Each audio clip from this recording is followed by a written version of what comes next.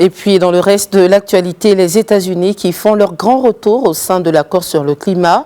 Joe Biden dévoilera lors de ce sommet virtuel qui a lieu aujourd'hui le nouvel objectif des États-Unis contre le réchauffement afin de réduire les émissions de gaz à effet de serre d'au moins 50% d'ici 2030.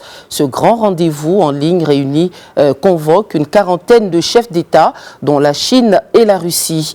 De nouvelles annonces sont attendues du Japon, du Canada, de l'Union européenne ou du Royaume-Uni, des pays qui comptent pour plus de la moitié de l'économie mondiale. Quels sont les enjeux de ce sommet sur le climat? Élément de réponse avec Brice Lalonde, il est ex-ministre français de l'Environnement et il répondait à nos confrères de Radio Méditerranée Internationale. On l'écoute.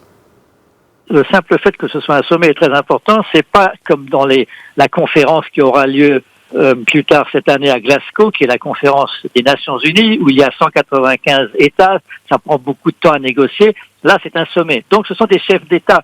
Et c'est important pour le changement climatique parce que les chefs d'État peuvent prendre des décisions qui dépassent la défense des intérêts de leur propre pays. Ils peuvent penser un peu aux générations futures et à la planète. D'un côté, les émissions de gaz qui sont responsables du changement climatique augmentent. Elles n'ont pas cessé d'augmenter. Et même la Covid a fait descendre de 7% les émissions, mais c'est remonté après, ou ça va remonter après. Donc on est inquiet. C'est ce qu'on appelle le rebond. Donc d'un côté, ça ne va pas très bien, mais de l'autre, il y a de plus en plus de pays qui ont pris des engagements forts d'arriver à ce qu'on appelle la neutralité carbone. Elles ne vont pas envoyer de gaz à effet de serre dans l'atmosphère, mais c'est pour 2050. Et donc toute la question, notamment pour ce sommet, c'est vous dites que vous allez faire ça en 2050, mais qu'est-ce que vous faites dès aujourd'hui, dès demain pour y arriver? Voilà, c'est ça qui sera, à mon avis, au cœur de la discussion.